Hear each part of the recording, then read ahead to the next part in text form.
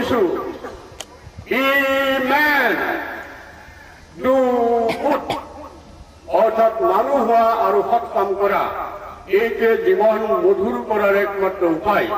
মহাপুৰুষ শ্ৰীমন্ত শংকৰদেৱে এইটোকে বিচাৰিছিল আৰু সেইটো মতে শ্ৰীমন্ত শংকৰদেৱ সংঘই আঁচনি লৈ আজি শিশু শক্তিক একত্ৰিত কৰা হৈছে, আজি যুৱ শক্তিক একত্ৰিত কৰা হৈছে, আজি আই মাতৃসকলক একত্ৰিত কৰা হৈছে, প্ৰবীণসকলক একত্ৰিত কৰি এক সন্মিলিত মহাশক্তিৰ সৃষ্টি কৰা হৈছে। এই শক্তিৰ বিস্ফোৰণত শ্ৰীমন্ত শংকৰদেৱ সংঘৰ আদৰ্শ অধিক সুস্পষ্ট আৰু ফটফটীয়া হৈ পৰিব আৰু সমাজৰ যিমানখিনি অশান্তিকৰ পৰিস্থিতি আছে তাক শান্ত কৰাৰ কাৰণে এই বিস্ফোৰণে এক প্ৰবল জাগৰণৰ সৃষ্টি কৰিব। জাগৰণ আলোড়ন তাৰপৰে নাই গতি ৰূপান্তৰৰ যিকোনো বিপ্লৱ সফল কৰিবলৈ হলে আমি সকলোৱে জাগি উঠিব লাগিব। জাগি উঠি জাগ্ৰত হৈ আমি কৰ্মআঁচনি গ্ৰহণ কৰি আগবাঢ়ি যাব লাগিব। আজি শিশুসকলক নানা ধৰণে অত্যাচাৰ কৰা হৈছে, বন কৰা ল'ৰা ছোৱালী হিচাপে ৰাখি গৃহস্থসকলে অত্যাচাৰ কৰিছে। শিশুসকলৰ দ্বাৰা বহুত কাম কৰে, তেওঁলোকক শ্ৰমিক সজাই শোষণ কৰিছে আৰু ধনী ধনী মানুহে মইনা পাৰিজাত পাতি শিশুসকলৰ উন্নতি কামনা কৰিছে। গ্ৰাম্যাঞ্চলত বসবাস কৰা হাজাৰ হাজাৰ শিশুৰ কল্যাণৰ কাৰণে আজি কোনেও কাম কৰা বুলি দাবী কৰিব নোৱাৰে, কিন্তু আমি দাবী কৰিব পাৰোঁ শ্ৰীমন্ত শংকৰদেৱ সংঘই। আজি উত্তৰ পূব ভাৰতত লক্ষ লক্ষ প্ৰাথমিকত সংগী গৃহস্থীৰ ঘৰত যিসকল শিশু আছে সেইসকলক নৈতিকভাৱে সেইসকলক আধ্যাত্মিকভাৱে গঢ়ি আনিবৰ কাৰণে শ্ৰীমন্ত শংকৰদেৱ সংঘই মহা আঁচনি গ্ৰহণ কৰিছে আৰু সেইকাৰণে আমি শ্ৰীমন্ত শংকৰদেৱ বিদ্যালয় আৰম্ভ কৰি দিছো। এই নৈতিক শিক্ষা আৰু আধ্যাত্মিক শিক্ষা ধাৰাবাহিকভাৱে যাতে প্ৰবাহিত হৈ যায় তাৰ বাবে মহাবিদ্যালয় বিশ্ববিদ্যালয় স্থাপন কৰাৰ আমি পৰিকল্পনা হাতত লৈছো, কাম কৰিব লাগিব। অৰ্থনৈতিক অৱস্থা দূৰ কৰিবৰ কাৰণে দুৰৱস্থা দূৰ কৰিবৰ কাৰণে শ্ৰীমন্ত শংকৰদেৱ সংঘই আঁচনি গ্ৰহণ কৰিছে। আজি যুৱক যুৱতীসকল নিবনুৱা হৈ পৰিছে, চাকৰিমুখী হৈ পৰিছে আৰু কৰ্মবিমুখ হৈ পৰিছে। সমাজে আজিও শ্ৰমক মৰ্যাদা দিয়া নাই। সৰু সৰু কাম কৰা লোকক সমাজে সদায় ঘৃণা কৰি আহিছে আৰু যিসকলে কাম নকৰে সেইসকলে উচ্চাসন লাভ কৰিছে। মই ভাবো এই ছবিৰ পৰিৱৰ্তন নঘটা পৰ্যন্ত ব্যাপক নিবনুৱা সমস্যা আমি কেতিয়াও সমাধান কৰিব নোৱাৰিম। কাৰণ আজি হাজাৰ হাজাৰ শিক্ষিত যুৱক যুৱতীয়ে সৰু সৰু কাম কৰিলে যদি নিন্দাৰ পাত্ৰ হয়, যদি ঘৃণাৰ পাত্ৰ হয় সমাজৰ পৰা, তেতিয়াহ'লে সেই যুৱক যুৱতীসকলে সেই কাম কৰিবলৈ কিয় যাব? আমি শ্ৰীমন্ত শংকৰদেৱ সংঘই হাজাৰ হাজাৰ যুৱক যুৱতীক কৈছো, কামৰ সৰু বৰ নাই, শিক্ষা লাগে জীৱন গঢ়াৰ কাৰণে আৰু কৰ্ম কৰিব লাগিব ন্যায় ৰক্ষা কৰিবৰ কাৰণে। মহাপুৰুষ শ্ৰীমন্ত শংকৰদেৱে এই কাৰণে ধৰ্ম সংস্কৃতিৰ লগত কৰ্ম সংস্কৃতি সৃষ্টি কৰি এক মহান আদৰ্শ দি থৈ গৈছে। এই আদৰ্শত ধূলিচ্ছাত কৰি দিলে, ভুল উচিত কৰি দিলে শ্ৰীমন্ত শংকৰদেৱ সংঘই পুনৰুজ্জীৱিত কৰি তুলিবৰ কাৰণে আজি যুৱক যুৱতীসকলক হৰি কথাৰ লগত চাউল কথা দিয়াৰ কাৰণে কৃষি পামকে আদি কৰি কুটিৰ শিল্প সৰু সৰু উদ্যোগ স্থাপনৰ মহৎ আঁচনি গ্ৰহণ কৰিছে আৰু কৃষি পাম আজি স্থাপন কৰি এই ব্যাপক নিবনুৱা সমস্যা সমাধানত আগবাঢ়ি কৰিবৰ কাৰণে মৰমৰ যুৱক যুৱতীসকলক এমুঠি মুখত ভাত দিয়াৰ কাৰণে আমি সকলোৱে সহযোগ কৰিব লাগিব যে শ্ৰীমন্ত শংকৰদেৱ সংঘই যিমানখিনি কৰ্ম আঁচনি গ্ৰহণ কৰিলে এই কৰ্ম আঁচনিখিনি যাতে সফল কৰি তোলে। আজি আই মাতৃসকল উৎপীড়িতা নিপীড়িতা। আজি আই মাতৃসকল বেদত কৈছে মাতৃ দেৱী স্বৰূপা, এই দেৱীক উপাসনা কৰা। এই মহতী আদৰ্শ ধ্বংস কৰি মাটিৰ পুতলা সাজি দেৱী বুলি ভাবি তাত মূৰ দোৱাই সমস্ত মাতৃজাতিক জীৱন্ত মাতৃজাতিক অপমান ক্ষেত্ৰত সামাজিক ক্ষেত্ৰত যদি প্ৰয়োগ কৰা যায়, মই ভাবো অসমৰ বুকুত যিবোৰ জুই জ্বলি আছে এইবিলাক নুমাই যাব।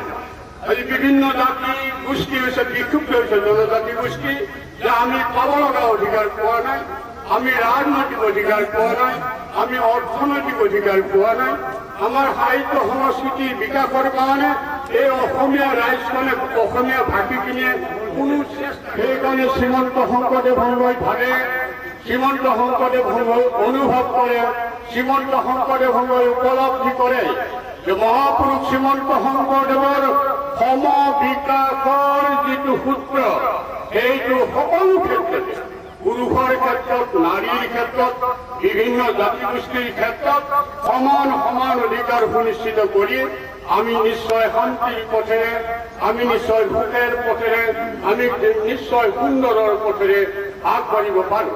সেইকাৰণে আজি মহাপুৰুষ শ্ৰীমন্ত শংকৰদেৱৰ আদৰ্শ আমি বুকুত বান্ধি লৈ এই সকলো সমস্যাৰ সমাধান কৰিবলৈ আগবাঢ়িব লাগিব। আজি মাতৃ জাতি ধৰ্ষিত হৈছে, মাতৃ জাতিৰ বলৎকাৰ হৈছে, যিসকল দেৱী, যিসকল পূজা, এই মাতৃসকল আজি ধৰ্ষিত হ'ব ধৰিছে। কোনে কৰিছে ধৰ্ষণ? মানুহে অমানুষ দৈত্য দানৱটোৰ কাৰণে কেতিয়াও অশান্তি নিদিয়ে।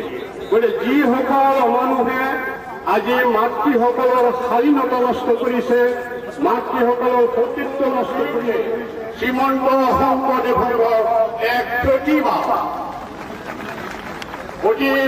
কণ্ঠেৰে সৰহ উচ্চাৰ হৈ মহাপুৰুষৰ আদৰ্শ আগত ৰাখি আমি সকলো সমস্যা সমাধান কৰিব লাগিব।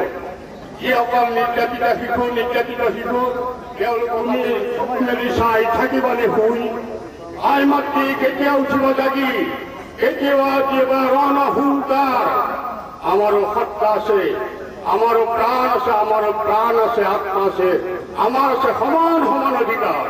এই অধিকাৰ সুনিশ্চিত নোহোৱা পৰ্যন্ত আমি মাতৃ জাতি সৰহ হৈ পৰাৰ কাৰণে আমি মাৰ বান্ধি থিয় হ'ম, একগোট হৈ পেলাই আমি কাম কৰিম। গতিকে জীৱনৰ মহতি উদ্দেশ্য সাধন কৰিব লাগিলে আজি কৰ্মৰ সন্মুখ হ'ব লাগিব। কৰ্ম বিমুখিতাই আমাৰ জাতীয় জীৱন শেষ কৰিব ধৰিছে। আজি কৰ্মৰ সন্মুখ হোৱাৰ কাৰণে মহাজাগৃতি সৃষ্টি কৰিব লাগিব আৰু এই জাগৃতিৰ জৰিয়তে আমি আগবাঢ়ি যাব লাগিব।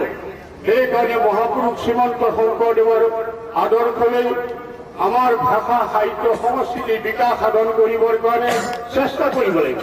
মহাপুৰুষে অসমীয়া ভাষাতে অমৃতৰ কৃষ্ণৰ কথা নমাই আনিছিল। আজি সেই অসমীয়া ভাষাৰ বিৰোধী অতি শুশ্ৰূষা কৰি ঘৰখন সুন্দৰকৈ ৰাখি যিখিনি অসংখ্য সময় পায় সেই সময়খিনি মহাপুৰুষৰ গ্ৰন্থ, মহাপুৰুষৰ বৰগীত, মহাপুৰুষ সৃষ্টি কৰিব লাগিব আৰু এই জাগৃতিৰ জৰিয়তে আমি আগবাঢ়ি যাব লাগিব। সেইকাৰণে মহাপুৰুষ শ্ৰীমন্ত শংকৰদেৱৰ আদৰ্শ আমাৰ ভাষা, সাহিত্য, সংস্কৃতিৰ বিকাশ সাধন কৰিবৰ কাৰণে চেষ্টা কৰিব লাগিব। মহাপুৰুষে অসমীয়া ভাষাতে অমৃতৰ কৃষ্ণৰ কথা নমাই আনিছে।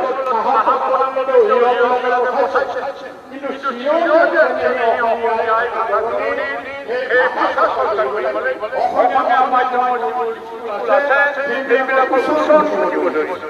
ইংৰাজী মাধ্যমে প্ৰাধান্য পাইছে। অসমৰ এইটো কথা নচলিব।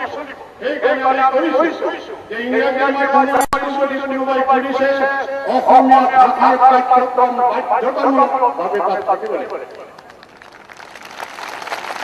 এতিয়া ভাষা সাহিত্য বিখ্যাত মহাপুৰুষৰ সকলো জনগোষ্ঠীৰ ভাষা, অসমীয়া ভাষা সমানে বিকাশ সাধন হ'ব লাগিব। তেতিয়াহে ভাষিক সম্প্ৰীতি সৃষ্টি হ'ব। জনজাতিৰ লগত অজনজাতিৰ ল'ৰা ছোৱালীৰ বিবাহ কুটুম বুলি কৈ একো ঘনা কৰাৰ কোনো অৰ্থ নাই।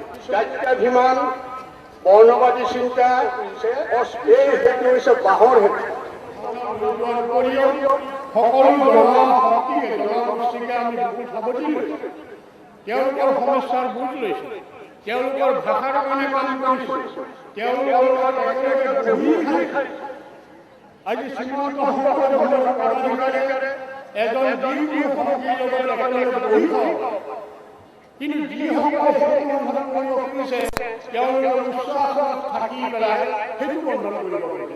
সেইটো কোনোবাই উচ্চ আসনত থাকিব, কোনোবাই নিম্ন আসনত থাকিব।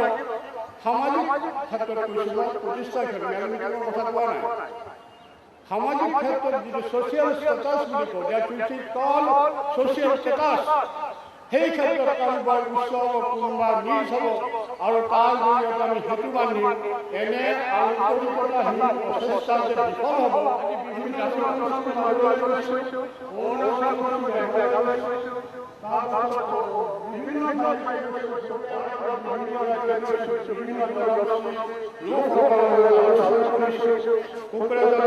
কাৰ্যবাহী সদস্য কৰে যে শ্ৰীমন্ত শংকৰদেৱ সংঘ সংস্কাৰ Kalita I welcome for the development of the Bodu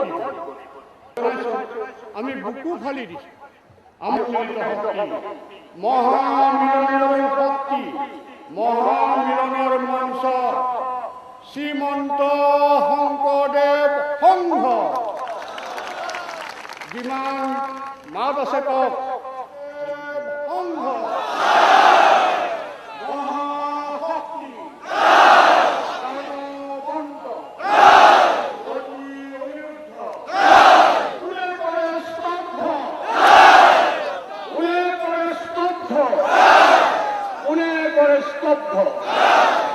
অবিরত যাত্রা সত্যের মুখে অবিরত যাত্রা শান্তির পথে অবিরত যাত্রা আনন্দের পথে অবিরত যাত্রা মিলনের পথে এই যাত্রা মহাযাত্রা এই যাত্রা